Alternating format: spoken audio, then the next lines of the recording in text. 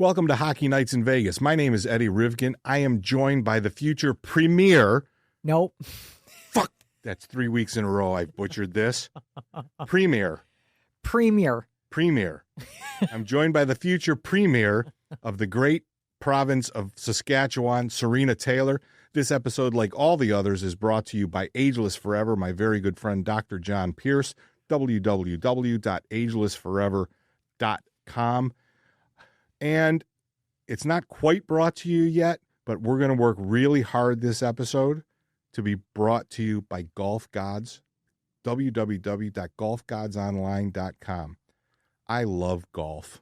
Do you? I love golf. Can't stand it. I love getting out there with the boys, smoking cigars, talking shit, scratching our nuts because there's no women around passing judgment on us.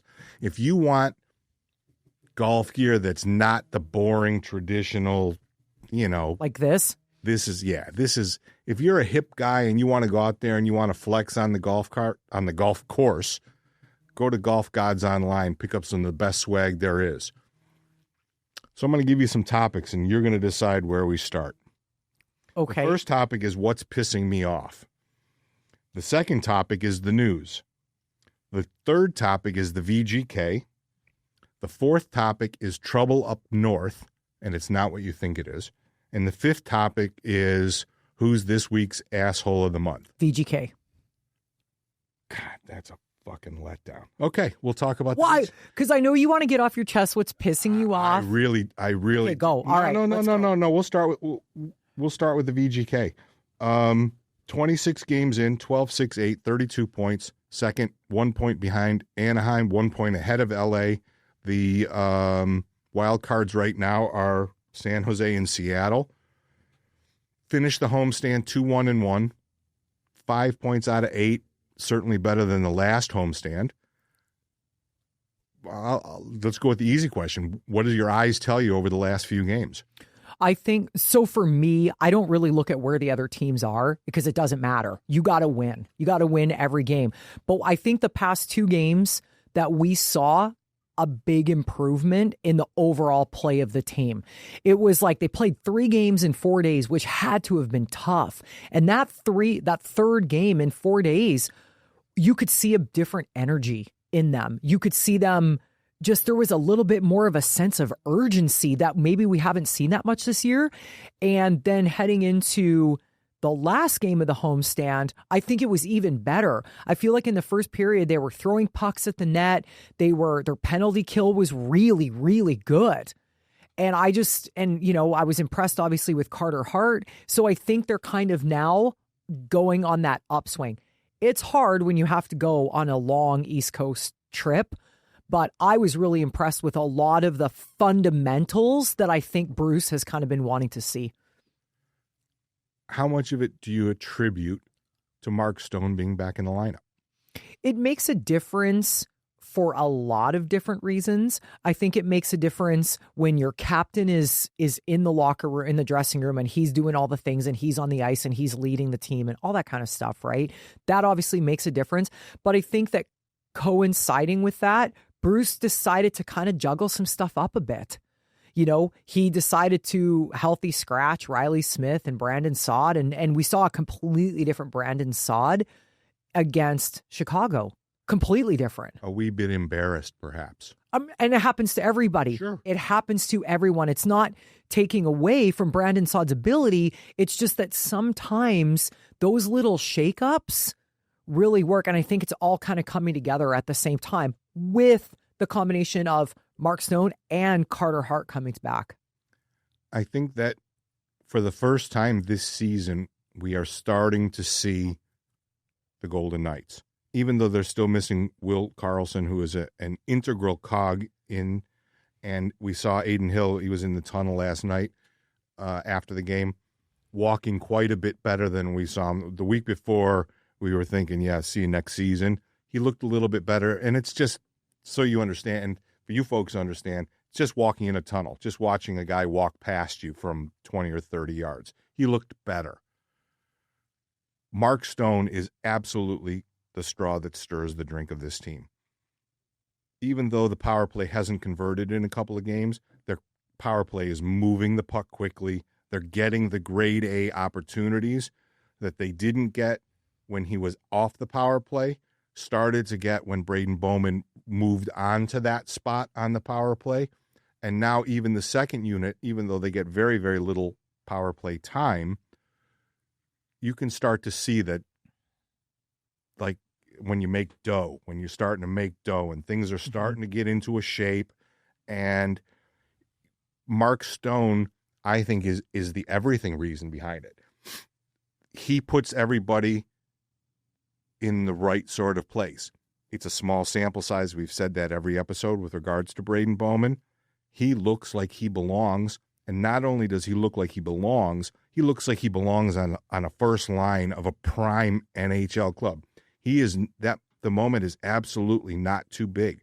Last night he scores the game-tying goal with 3 minutes to go in the game. Elegant in its simplicity. He could have done a drive-by. Lots of players in the NHL do drive-bys when they're driving the net. They don't want to get in the muck. Homeboy stops, takes a first shot, and finishes the rebound from 0 feet away. That is an NHL play. That's a greasy goal. That's a Bruce Cassidy wants these goals and this team to play in the dirty ice. So we have a long way to go still. This road trip traditionally has been feast or famine. I've been very fortunate to go on the last 3 or 4. I've seen them lose all the games. I've seen them win all the games. The year that they lost all the games, they played better than the year they won. Mm-hmm. This is a great Christmas shopping trip. They're going to be in Manhattan basically for 5 or 6 days. There are no back-to-backs.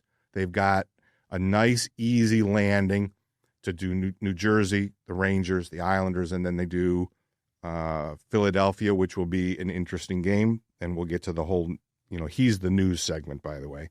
And Columbus on the way back. I'm okay. I think, and we saw a different Bruce yesterday than we saw after Ottawa, for example. Against Anaheim, right? Against San Jose, he really liked the first 15 minutes of the second period, and he should. That was the team we would like to see for 60, even though you never see it for 60 minutes. But we're starting to see everybody sort of in the right place. Riley Smith is going to have a tough time getting back in the lineup. If this team starts playing like this on a nightly basis, I wasn't sure if it was going to be Riley Smith or Saad. Cole Reinhardt, he needs to be in the lineup because he fills a very specific need. Aggressive fourth line forecheck, hunt the puck, physicality. And he's quick, he's fast. And he's quick on his skates. He's a good complement to Keegan Colasar. And I think Riley Smith, it's going to take either an injury or it's going to take a setback for him to get back in the lineup. And he's a good soldier. He's an original misfit. He came back. But, hey, the name of this game is winning. Yeah, kind of going back to what you were talking about the Bowman goal, I was thinking about this last week, how much Braden Bowman reminds me of Ryan Smith in a lot of ways. He's not scared to get in front of the net. That's not the way the Golden Knights play. They're not an aggressive, in front of the net, banging and crashing type of team, which is fine. So to have a guy like that do that, I feel, my opinion, when they brought him up and put him in front of the net on the power play, Eichel just fed, boom, the opportunities were there. It's a different style with Hurdle out there as opposed to Bowman. It's completely different. And I obviously, in my completely biased opinion, would rather see Bowman out there because I think they were more effective. It was a different power play. Now it's a little more finesse versus a guy banging and crashing. And Hurdle's probably got 30 pounds on everyone. On everybody. Human. But it's 6-1. You know what I mean? But you're right. Mark Stone coming back is such a huge, it's always a boost for a team. It's a boost for a team to go, okay, we now have a starting goaltender.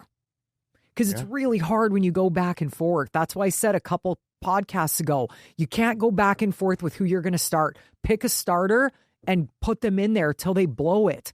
But now they've got a designated starter, and I think it's going to start rolling. Well, I'll give you the best compliment that I've heard from one NHL player to about another NHL player. In the post game yesterday, Shea was the first person we got to talk to, and he was asked about the Bowman goal specifically, and he said Bowman is doing stone-like things. Yeah. It's a kid with 8 games of NHL experience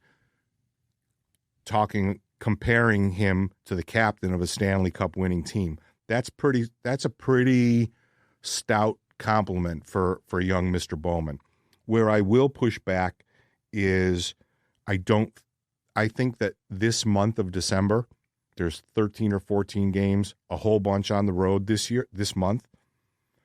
Bruce is going to use this month similar to how he used last month with regards to Schmid and Lindbaum to find a goalie.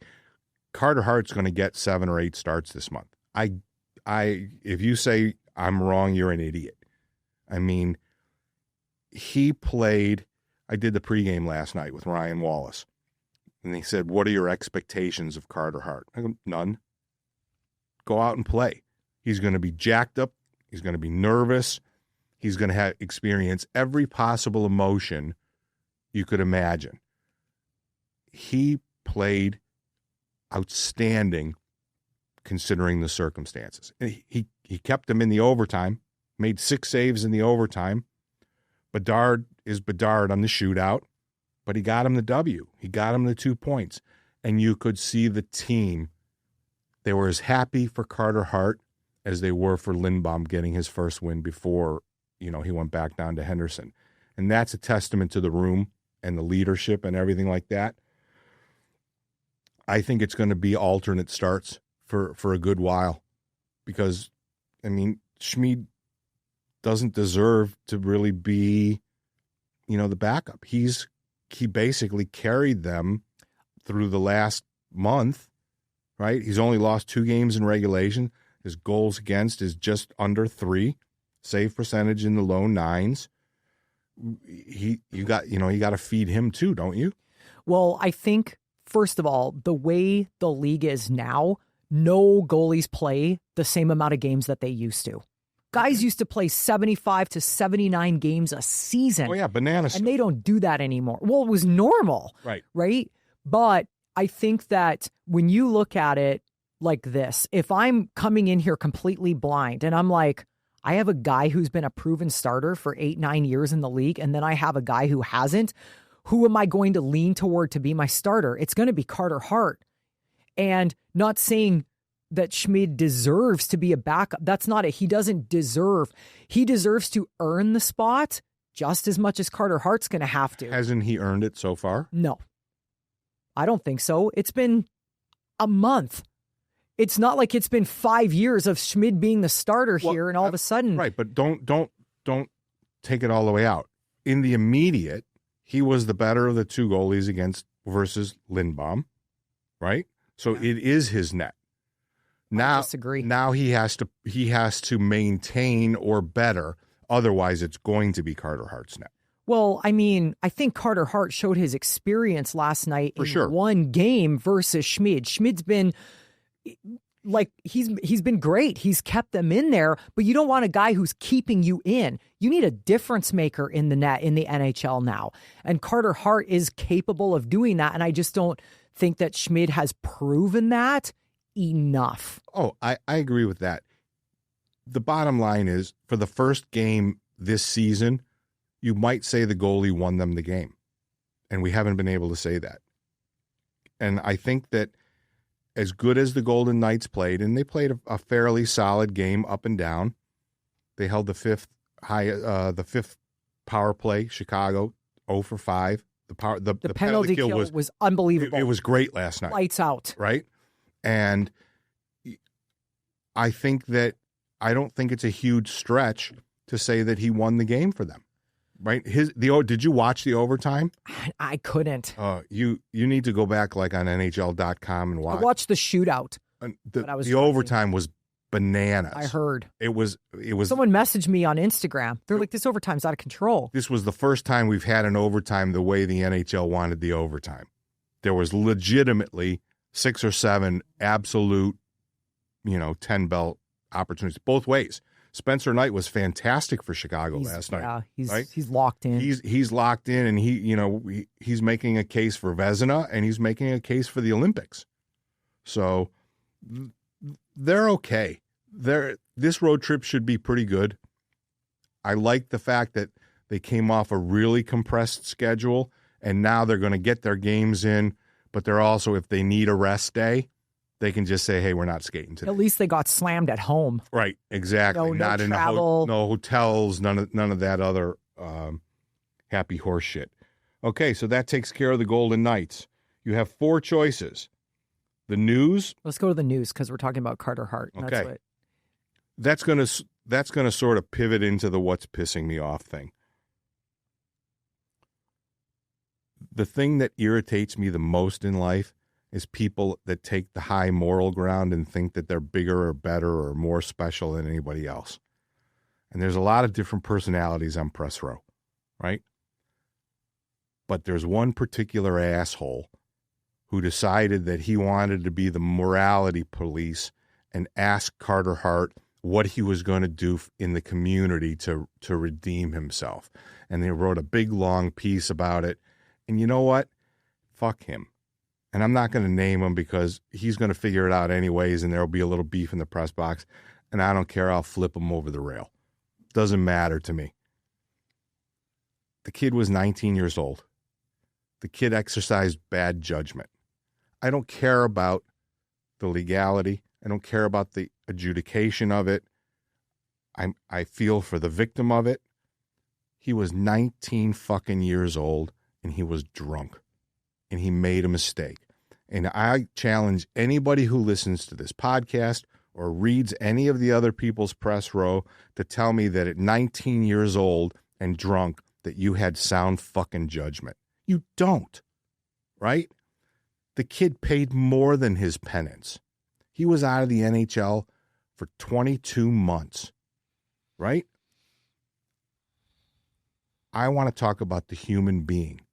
Made a mistake, paid his debt. He's given a second chance. And if you don't think that people in this world deserve a second chance, fuck you.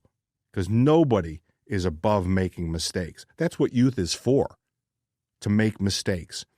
Last night, we were all really surprised that we got a chance to talk to him. And Willie Ramirez from the Hockey News asked him maybe the best question that I've heard a Golden Knights covering journalist ask a player. Take me into the tunnel, through the walkout, through the national anthem. And Carter Hart got emotional. NHL player. Hard guy, right? Media tested, savvy. Carter Hart got emotional talking about what the journey was like, what he went through, how important his family was, what it was like becoming part of the Golden Knights family and putting the jersey on, and how he was received by bona fide superstars like Mark Stone and Jack Eichel, and how he was treated by the coaching staff, Bruce Cassidy, and the director of goaltending, Sean Burke. This story is now fucking dead to me. It's a non-story. He's the goaltender for the Vegas Golden Knights. He should be judged 1,000% on what he does every time he steps on the ice. If he chooses to do social stuff and he wants to do community outreach stuff, good for him. He doesn't have an intrinsic responsibility to tell us what the fuck he's doing, right? He has the responsibility to be a good human being. He has the responsibility to be a good teammate. And yes, he does need to be a good member of the community because the Vegas Golden Knights insist on that. I'm done with it. I'm done with the bullshit. I'm done with the fucking haters. I'm done with the people who say string them up. This team has no balls and no character. They signed an alleged rapist. Fuck all of you. Fuck you twice. That's what I think. It's over. The story is dead. Would you want my opinion or about what you said or about the whole thing? You pick. So many people just assume that I'm going to be one of those feminine fucking let's go people. And they're like, I'm just curious what you think of this. What I think of it is XYZ. And I don't want to go down this rabbit hole because this could be a whole hour conversation, but I agree with you. And just because I'm a female doesn't mean that I feel there's a victim in this situation. Do you guys know how often that happens in junior hockey? This is not the first time someone has had this has happened. It's not the first time. Women are not innocent in this. And I'm not saying that she doesn't have a right to be upset or whatever. Let's put the legal shit aside because she never pressed charges. Nobody pressured her into not pressing charges. But do you know how many of these girls put themselves in that situation to get attention? It's appalling to me, the things that I see 14, 15, 16, 17, 18-year-old teenage girls doing. I see it at the beach. I see it at the hockey rink. I've seen it all over. So you can't sit there and say these guys are the bad guys, whatever. Keep your fucking kids locked up, teach them some morals on both sides of the fence, and move on. Now, as far as Carter Hart is concerned as a person, guys, oh my God, people have done worse things and been back in the NHL. Danny Heatley, for example, Craig McTavish, for example, both killed somebody drinking and driving. And yes, there's a lot of people that still think Craig McTavish and Danny Heatley are bad human beings. But we have all these people that just started watching hockey a couple years, had no fucking clue who Carter Hart was until Kelly signed him here. And now they're going to give their opinion about this is an integrity thing. And you only sign character people. And that's what you've been saying. Are you kidding me right now? Do you want to win the fucking hockey league or not? I can't. It just probably angers me more than it angers you. Because think of it like this. I had to watch Carter Hart and Cal Foote and all these guys take shit both sides of the border. Imagine how he felt in Canada. He was strung up. Hockey Canada was raked over the coals. Everybody's been dying to rip apart Hockey Canada for decades. And now they got their chance. Hockey Canada's to blame. Fire all these people. Hockey Canada's terrible and it's toxic. Hockey Canada is not the fucking Supreme Court of Canada or whatever, right? They're not the magistrate. Relax, people. Everybody was just waiting to get at these guys. Let it go. It's over. It's done. Fucking paid his dues. I feel better. Let's take a break, get a word in from Ageless Forever, take a deep breath, and then we'll come back and I'm going to trigger Sarina. Oh, more? More. I got her warmed up, kids. Now I'm going to pump those tires full. We'll be back in just a minute. When you get old, your testosterone goes down. When I started on testosterone replacement therapy, I think my testosterone might have been in the negatives. It was bad. I've been on it 2 years. I'm not ashamed to admit that better living through chemistry is a real thing, but a lot of people have issues with giving themselves injections.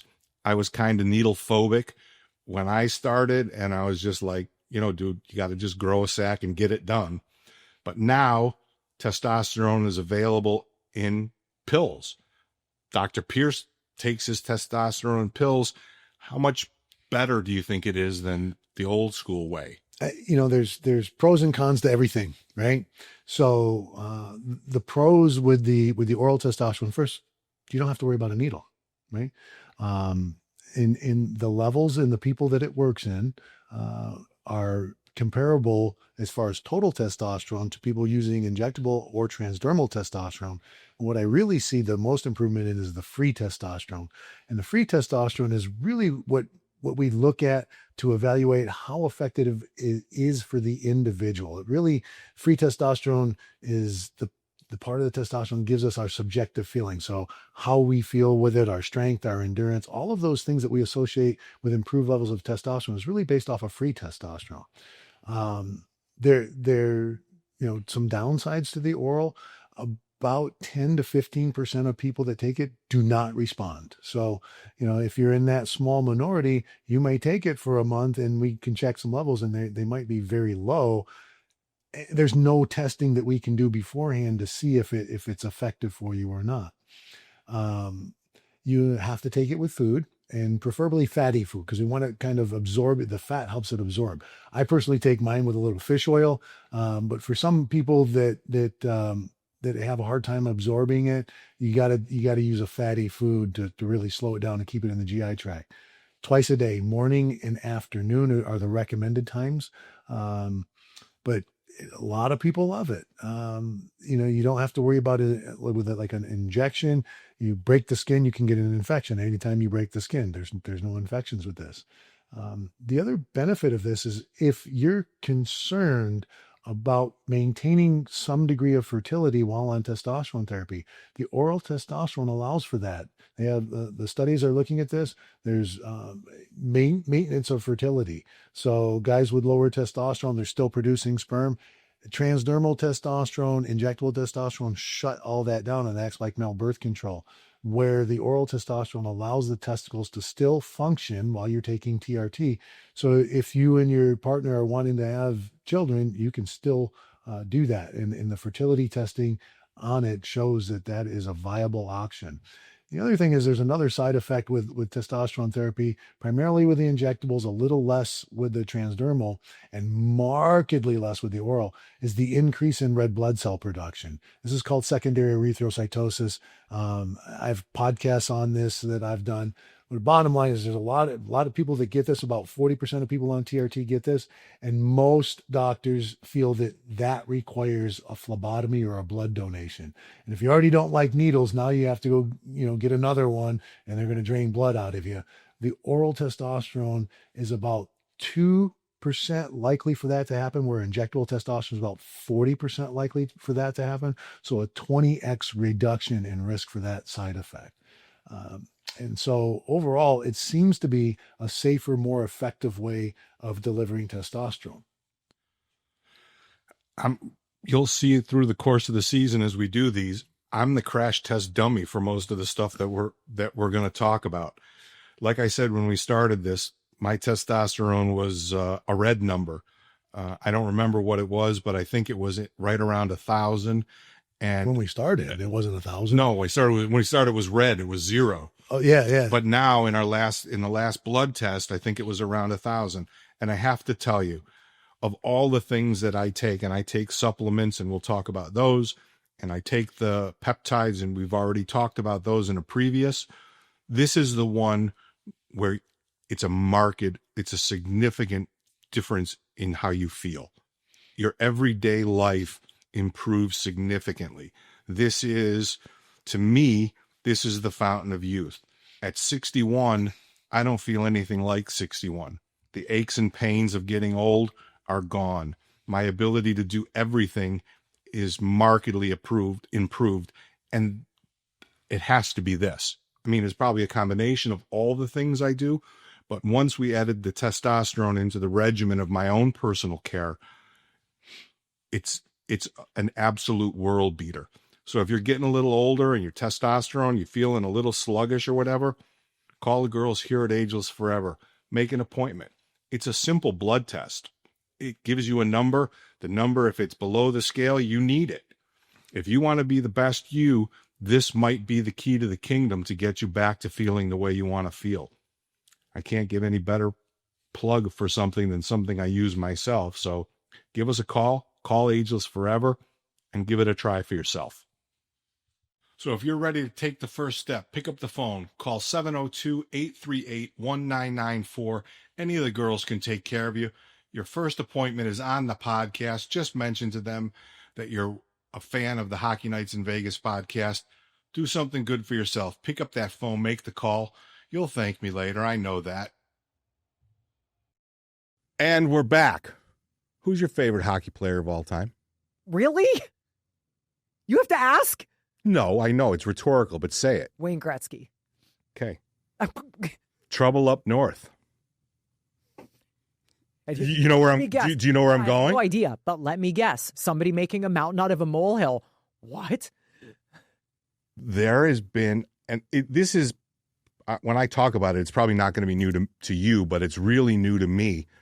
They're out with knives and guns for him as a bad ambassador for Canada. Oh, it's been 2 years of this. but I just read like a scathing piece about why he's the wrong face of hockey for Canada. Something about the Order of, he didn't show up for the Order of Canada to pick up some sort of a dignified award. They talk about at the Four Nations, Mike Eruzione comes out in a USA sweater and Gretzky is just in a suit. They talk about his friendship with the President of the United States, who heckles Canada somewhat mercilessly on occasion when he decides that. And they said the great one is the wrong ambassador for hockey in the great nation of Canada. As the future Prime Minister of Canada. Now we've upgraded. Yeah, just got a raise. You finished you finished your term as Premier. Premier, you're getting there. I'm getting there. You finished your term and you've decided to continue your ascendancy and become the next Prime Minister of Canada. As the Prime Minister of Canada, the keeper of the great nation, hockey is the national sport. What do you think about Wayne Gretzky not being the ambassador for your country? The same people that feel that way are the people that don't want Carter Hart here. It's the same mentality, just fucked in the head. Imagine one guy comes along and decides he's going to talk about morals and integrity with the Vegas Golden Knights, citing Carter Hart. It's the exact same thing as an article you read because some dipshit went in there and wrote an article about how Wayne came in a suit and did. Listen, there is nobody more Canadian than Wayne Gretzky. I don't give a fuck what he wore. I don't care what he did. Everybody's upset because he's a Trump supporter. But he didn't abandon Canada by moving to LA and marrying a famous. Did I abandon Canada by leaving Canada? Yes. No, I'm as patriotic as they come. Look at my fucking pants, bro.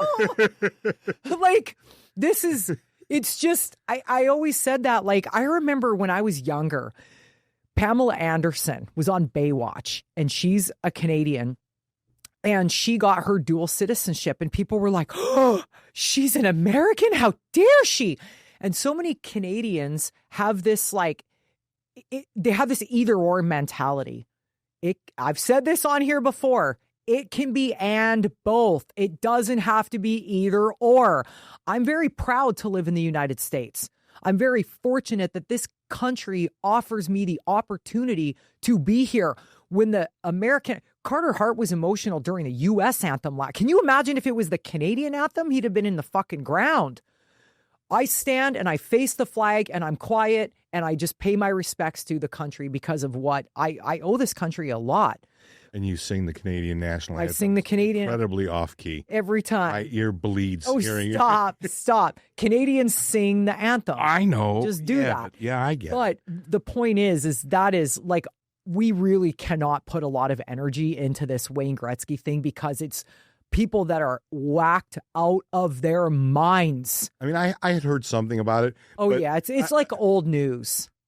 I just thought it was amusing when they started to name potential replacements. And there are some great Canadian athletes. But Jerome McGinley is not Wayne Gretzky. Jerome McGinley doesn't fucking live in Canada either. Right.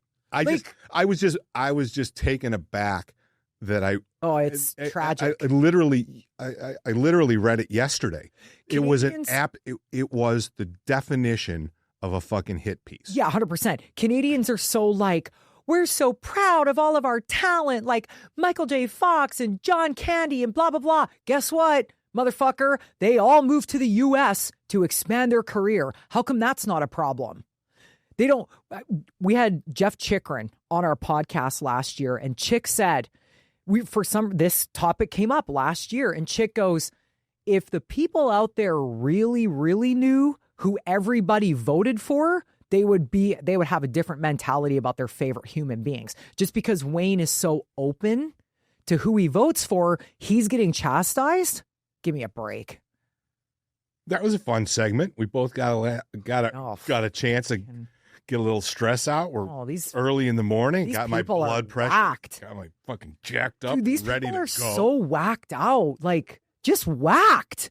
I don't even want to talk about hockey anymore. Okay. Oh, God. What are we going to talk about now? I think we're pretty well done. I want to... Wait, did we cover all the things? Oh, no. This is what I want to talk about. You did have something. I don't remember what it was, though. I don't think I told you. Okay. But that's okay. Connor Bedard. Okay. Okay. You smashed him pretty good three episodes ago. Here's the thing. People think I don't like him.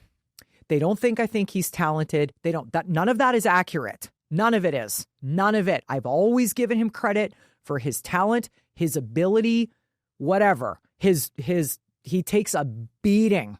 Not the biggest kid out there, but he gets the shit kicked out of him every shift, and he gets up and he keeps going, and he never complains. Never complains. But what I want everybody to understand that watch that game against Chicago that the VGK played, Connor Bedard in the shootout, I mean, his goal was ridiculous. Fucking Grant Fuhr wouldn't have stopped that. I mean, it was sick. It was his hands. He's got these hands. Would Hobby Bulin have stopped? Hobby Bulin, maybe. Okay. But side note, it was on ESPN Plus, and those guys should be embarrassed of those announcers. I'm sorry. It's awful. It's he's got silky mitts. If my dad's watching that, my dad's like, shut the fuck up. He's like talking about Nobu sushi chef fucking slicing. I'm like, guys, relax. Anyway, my point about Connor Bedard is this. He is not a difference maker in a game. He's not. Yet. Correct, but he's not. Celebrini came in, and Celebrini's a difference maker. That guy is end to end, never stops moving. He's a different player than Bedard. But just because Bedard probably has the softest hands and the best shot in the league, especially for someone his age, I mean, it's not even close for someone his age, doesn't mean he's a difference maker. Hockey is a team sport. So when I'm like, everybody needs to calm down, Connor Bedard cannot walk in and single-handedly win games for his team. Connor McDavid could when he was that age. Sid could when he was that age. Ovi could when he was that age. Bedard can't. So again, I'm not saying he's not talented, but fucking relax. This is his third year in the league, and he's not crushing. Oh, he's got all these points. He's got all these goals. And his team's not winning. He's still not old enough to drink. No, I know, like we were talking about the other day, like when he moved to Chicago, 18 years old, like he didn't even know how to pay a fucking power bill. It's wild. So let's make a quick pivot on that point. I was listening to Elliot Friedman this morning, and the subject was the Canadian Olympic team. And we'll make this kind of quick. If you're the GM of Team Canada, or whatever the person who's in charge of Hockey Canada is,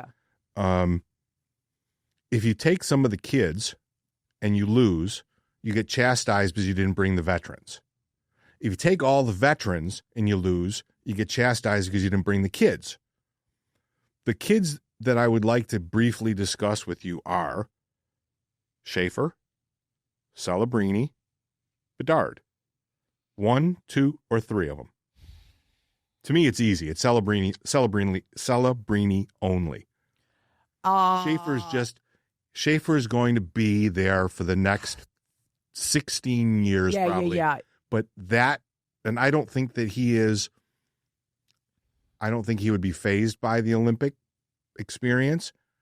There's enough really good Canadian defensemen that they don't need him just yet. That's probably what I would say.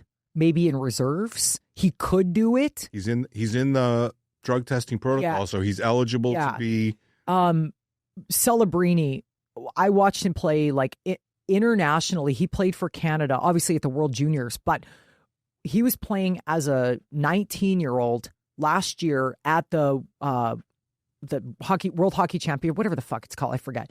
He was end to end. He was the hardest working guy. He's proven, just like Bowman has, that he can play at that level. I don't feel like Connor Bedard is strong enough defensively. He's got too many holes in his game defensively. He's a little too small. And when you look at it when I just said about him not being a difference maker in the NHL, this is a much more talented stage. This is the best of the best. With a lot higher pressure. Right. And so I don't think Connor Bedard is quite there yet. Down the road, he's going to play for Canada. There's no doubt. But Celebrini, yes. Schaefer, maybe. But When you looked at the Four Nations last year, you had guys like Connor McDavid on the second line. He's the best player probably to ever play the game, and he was on Canada's second line, right? That's how deep and talented Canada's forwards are, and I just don't think Bedard is strong enough, but I think Celebrini is, because he works hard, which I just want to sorry, go ahead. I think you have to select the player with the least defensive liability. Yeah, 100%. I mean, because everybody's going to be stacked at the top. Germany's going to be, Sweden, Finland, they're all stacked at the top. It's the mid-bottom where you don't want to get exposed. And Celebrini on a third line is not a defensive liability. Yeah, agreed. And I think that's probably why I think Celebrini is going to get the invite. And I don't think that Bedard will get the invite until the next Olympic cycle in 30 or whenever it is. I think Canada has the benefit of having guys right now like a Marchand, a Celebrini, a Sam Bennett, those guys that can really go and dig and grind, and they can put two of those guys on the same line, and they're going to be incredible. That can still put the puck in the net too. But I just wanted to talk about Brett Howden for a minute. That guy, as soon as he went up to that second line, because this made me think about Brett Howden, the way Celebrini plays. Howden's been unbelievable. I made the rare appearance at practice and at the morning skate yesterday. I wanted to talk to him. Wasn't made available. Wanted to talk to Tomas Hertl because it's funny. You and I watch the game different than everybody else. We had one of the best belly laughs last night watching the Chicago Blackhawks player try to get into the wrong penalty box last night. 50 people, 60 people in the row. The only two people that noticed that were you and I sitting next to each other, and everybody looking at us like we're retarded. Sorry, retards. The penalty box officials pointing to the other box. It's like, homie. He's like, hey, over there. Oh, wait, you're at the wrong box. We started laughing uncontrollably, and everybody was looking at us like, I mean, I don't know how to explain it. Brett Howden and Tomas Hertl have had a bunch of problems in the dot lately. Bruce even commented it in the media after Monday's practice. I'm going to tell you a weird, nuanced, idiotic conversation. Last year, at the Garden, Brett Howden got thrown out of the dot 5 or 6 times by the same linesman. Didn't somebody lose their mind? Was this where Kelly lost his mind? Somebody lost their mind, didn't they? Yes. So you've been around me. I very rarely talk to the players. I listen to get what I need. If there's something I want to know, listen, he's a fucking guy like I am, right? I'm going to ask him a question. So we're in the Garden, and I go up to Brett. I said, got a sec? He goes, sure. I said, what was going on in the dot with you tonight? I said, I've been watching hockey long. I've never seen the same linesman throw the same guy out of a face-off 5 or 6 times in the game. I said, you look totally flabbergasted. I said, what's the unknown here? Is he doing something different? Is he flinching that's causing you to jump? He says, I don't have any idea what was going on. And it was funny because Garrett, our friend Garrett Calloway, keeps us in line and our access to players, he was like, you saw that? I go, yeah, I kind of see a lot. Fast forward to the last 3 games. Howden and Hertl get thrown out of the dot. Hertl got thrown out of the dot every faceoff on the power play. It was the same linesman as it was. Was it really? Yes. I did not know that. It was the same guy. And I've been dying to get to Brett because they locker together or next to each other in the room. I wanted to talk to both of them at the same time to see what the fuck was going on in the dot. I was watching the Swedish Elite League because I have no life. The linesmen are mic'd up. You get to hear the linesmen talking to the players in the dot. Let's go, right? Something is amiss. And I wanted to talk to and I'm not letting it go, because if Bruce brought it up in the media, that means it's fair game for me to talk about because I noticed it. So, but I agree with you. Brett Howden has found a happy home Oh, between Marner and Stone. unbelievable. It's like his ass caught fire. Right? I mean, he had a career year last year, 15 goals, I think, something like that. Anyway, he had best year of his career last year. And you have to attribute this to Bowman. Because if Bowman is sputtering, you have to put Stone back up with Eichel and Barbashev. Yeah. Bruce now has the luxury of not having to do that. Unless and until Bowman regresses, that line is going to be a problem. That Marner, Stone, Howden line, that's going to be a problem for people. Yeah, Howden's been unreal. So impressive. Such a good kid to talk to. Of course. I mean, just, and now that I think about it, I realized why they didn't make him available, but I'm not going to get into that because we talked about it the last segment. Yeah, next time. I'm done. You done? Oh, wait. Oh, no, I got one more. Oh, okay. I got one more quick one. Okay. This is a petty thing because I'm a petty bitch. Okay? Okay. Do you give one fuck if a player wears his bucket in the warm-ups? Oh, God, the San Jose getting fined the other night? Well, Jesse Granger from The Athletic got to the bottom of it, though not officially. Nobody would fess up. It was Ryan Reeves. Ryan Reeves put a bunch of money on the board, said, "Okay, boys, no buckets." Do you give one fuck? And no. Okay, so I'm leading to the asshole of the month. For those viewers old enough to remember Hustler magazine, the back page of the magazine was Larry Flint's target of the month, somebody he didn't like. It was a beautiful picture of a cartoon donkey's ass with somebody's picture in it. And we're going to get the brilliant Mateus to create that graphic for us to finish off this episode. Gary Bettman sent a memo to all the teams reminding them that if the players have been in the league after the 2019-2020 season, they have to wear their buckets in warm-up or it's a $2,500 fine. That's the biggest fucking joke in the history of, I don't know. I don't know why it irks me.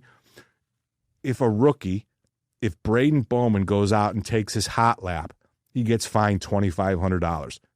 Everybody chips in, the team pays for it. It's the most nonsensical. It's like a rule that the NFL should have because the NFL is no fun league. Let the fucking kids warm up. Nobody's getting hit in the head in the fucking warm-ups. Very quick 2-line story. I was 14 years old, played varsity hockey in Michigan, a hotbed of hockey, you would agree. We went fucking buckets off for warm-up. We lined our buckets along the bench. Everybody had their flow working and lettuce flying. These are NHL players. Stop it, Gary Bettman. You're an idiot. Let them just fucking let their flow go. For fuck's sake. Let them not wear their buckets in the shootout. Let the crowd see their faces. That's what I say. Asshole of the month, Gary Bettman. Don't be such a petty jerk-off. That's all I have to say. This episode is over. That's the future Prime Minister of Canada, Sarina Taylor. I'm Eddie Rivkin. We'll be back next week. Thank you very much for joining. Hit that subscribe button that bounces along the bottom. Follow us on Instagram, www.hockeynightsvegas.com. If you would prefer not to see me and just listen, we're on all the Spotify, the iHeart, the Apple, all those things. See you next week. We're done.